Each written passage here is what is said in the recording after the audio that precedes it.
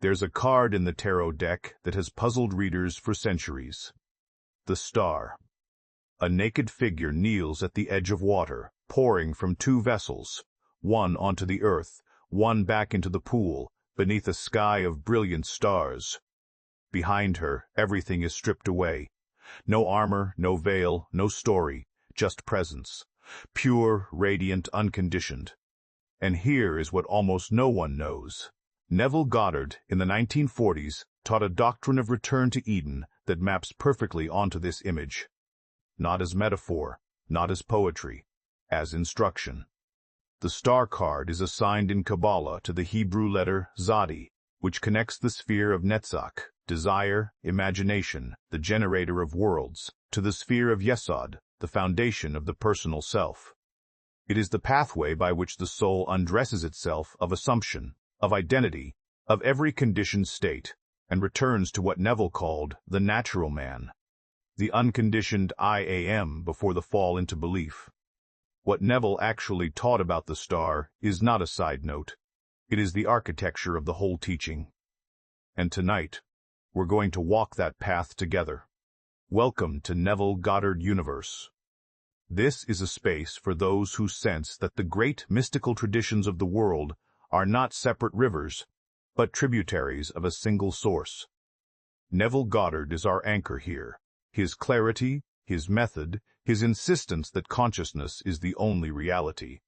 But we explore him as part of a living tapestry, one woven across Kabbalah and Hermeticism, across the Upanishads and the Gnostic Gospels, across tarot and alchemy and the symbolic language of the soul. Tonight, we are looking at something profound and rarely understood, what Neville actually taught about the star card, and how it reveals the core of his doctrine, the return to Eden, the shedding of assumption, the recovery of unconditioned being. This is not speculative. Neville spoke explicitly about the Kabbalistic tree of life, about the paths and the spheres, and though he never lingered long on tarot in his published works, the structure is there. The star is the return. The naked figure is you before you believed you were anything. If this exploration speaks to you, if it opens something, a like or subscription helps the work continue. And I'm grateful for every person who walks this path with intention and open eyes. Let's begin where Neville always began, with a single transformative idea. Neville often returned, especially in his early lectures of the 1940s, to a particular image from Genesis, the Garden of Eden. Not as a place you left behind in time, but as a state of consciousness you left behind in assumption.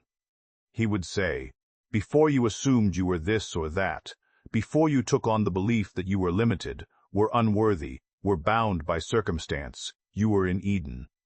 You were the natural man, the one who imagines freely, without resistance, without the weight of past failure or future doubt. And he would go further. He would say that the fall was not disobedience. The fall was belief. The moment you ate of the tree of knowledge of good and evil, you divided the world. You accepted duality. You began to live not from imagination, but from judgment. You began to say, this is good for me, this is bad for me, I am this kind of person. The world is this kind of place. And from that moment, you were clothed. Remember the story. Adam and Eve, after eating the fruit, realized they were naked, and they covered themselves. God asks, who told you that you were naked? In other words, who taught you shame? Who taught you that you needed to hide your true nature? Neville read this as the birth of the conditioned self. The self that wears identities like garments. I am poor. I am unloved. I am stuck. These are not truths. They are assumptions you have clothed yourself in. And the entire spiritual path, for Neville, is the undressing, the return to the naked state. The state before you believed anything about yourself except I am. He said it plainly in a 1948 lecture, you must return to Eden. Not by moral effort, not by purification of the body, but by dropping every assumption that limits the I am that you are. Let me give you a concrete example, because Neville always insisted that these truths be lived, not merely discussed. Imagine a woman who has worn the identity of the one who is always left behind for 20 years. Every relationship ends. Every promotion goes to someone else. She has told this story so many times it feels like truth. It feels like her nature. Neville would say to her, "That is not your nature. That is your assumption." And assumptions, though they harden into fact, are not facts. They are imaginal acts repeated until they became flesh. To return to Eden, she does not need to fix her personality, or heal her wounds, or understand why she was abandoned as a child. She needs only to stop assuming she is the one left behind. And how? By entering into the feeling of the wish fulfilled. By imagining, with sensory vividness, a scene that implies she is wanted, cherished, chosen, and by repeating that scene in a state of drowsiness, what Neville called the state akin to sleep, or SATS, until the new assumption displaces the old. This is not visualization. This is not hope. This is re-entry into Eden. It is the act of standing naked before the mirror of consciousness and saying, "I will no longer wear the coat of that old story." Neville called this the work of the natural man. The natural man does not argue with conditions. He does not wait for permission from the outer world. He imagines what he wants to be true, and he lives from that state until the world reflects it back. Paul said it in Corinthians, "The first man, Adam, was made a living soul. The last Adam was made a quickening spirit." Neville taught that you are both. The first Adam is the conditioned self, born into history and circumstance. The last Adam is the imagining self, the creative power that precedes and produces all conditions. To return to Eden is to remember which one you truly are. Now, hold that image, the soul, undressing, the return to unconditioned being, the natural man who imagines freely. Because centuries before Neville walked the streets of New York and spoke these things in rented halls, a system of mystical practice was encoding the exact same truth in a single image, the 17th card of the major arcana. The star. The tarot, particularly in its Kabbalistic arrangement, is not a fortune-telling device. It is a map of consciousness. Each card is a state, a station, a transformation the soul undergoes on its return to source. And the star, this luminous, enigmatic card, occupies a very specific place on that map.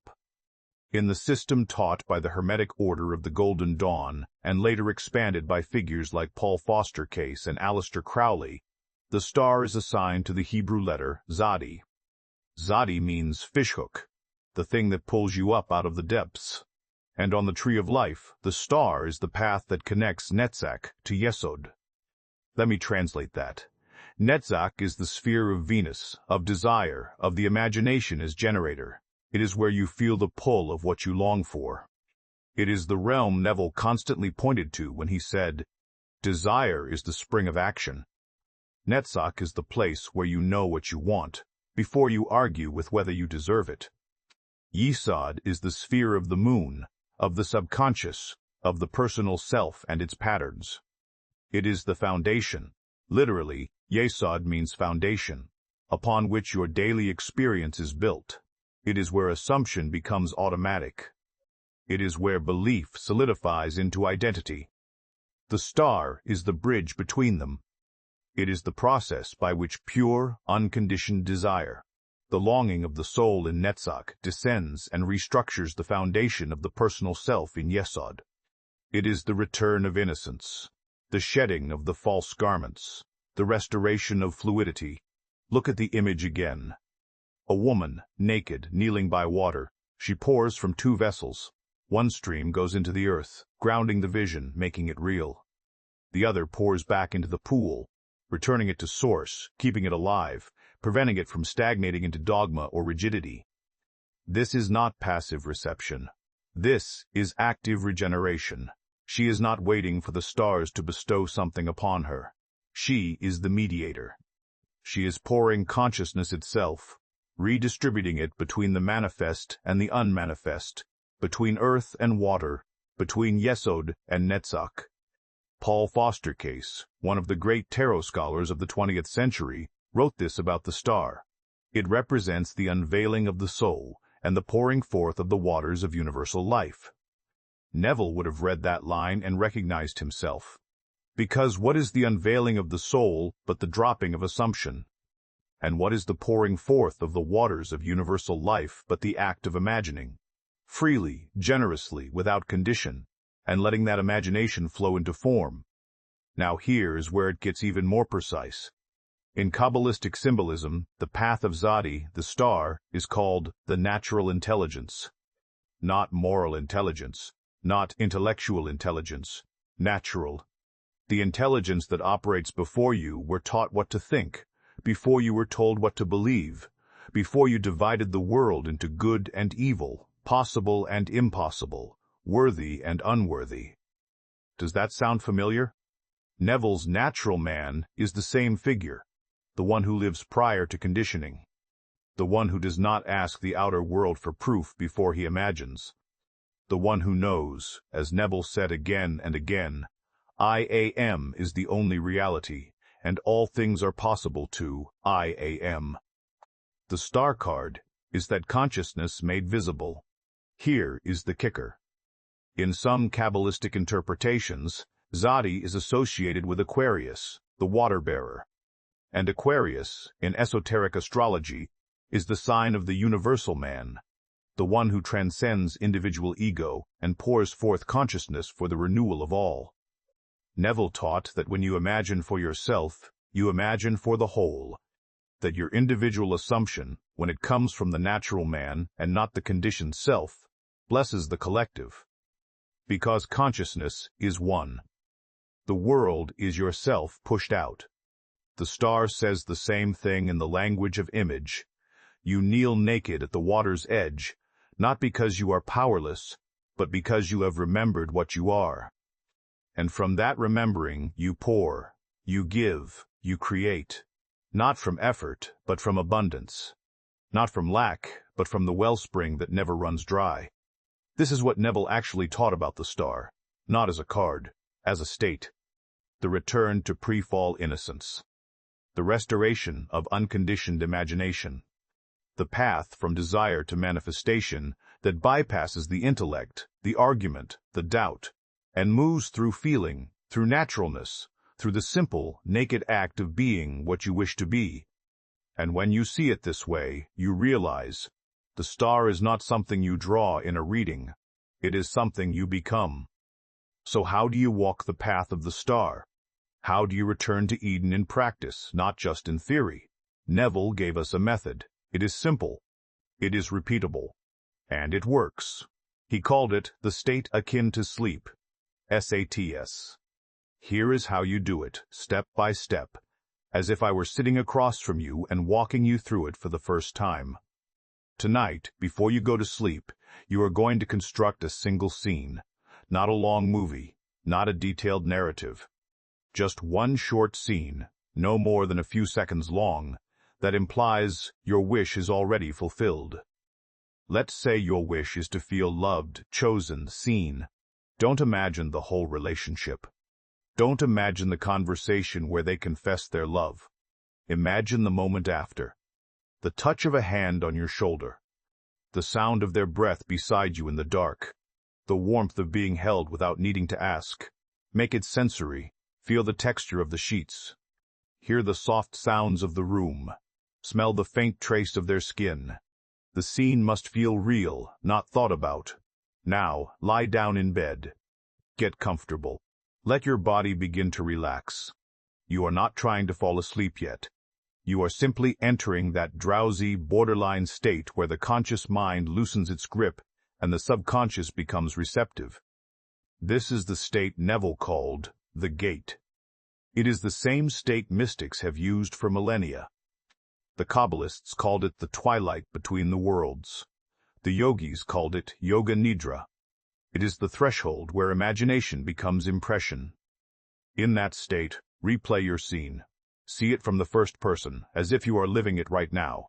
Do not watch yourself in the scene like a movie. Be in the scene. Feel it happening to you. Loop it gently. Let it repeat. Do not strain. Do not force. Just return to the feeling, again and again, as you drift closer to sleep.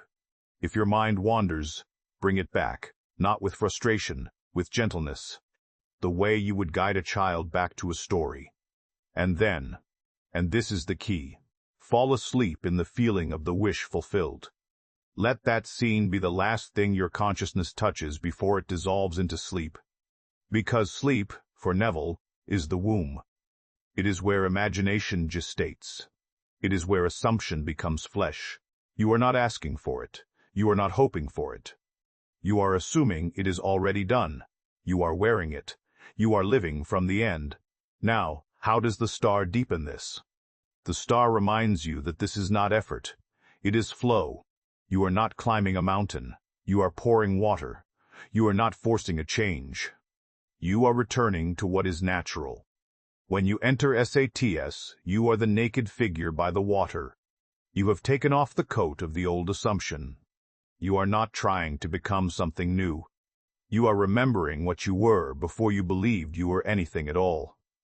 And the water you pour, the scene you loop, is not separate from you. It is you. It is consciousness taking shape.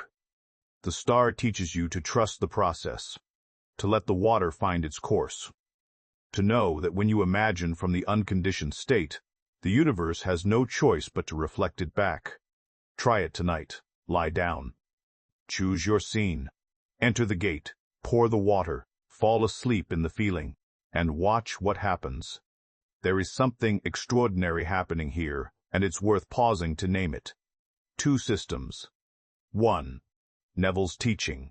Rooted in Christian mysticism, in the language of Scripture, in the streets and lecture halls of mid-century America. The other. Kabbalah and Tarot. Rooted in Jewish esotericism, in the medieval schools of Spain and France, in the symbolic language of image and letter. And yet they arrive at the same place. The return to unconditioned being.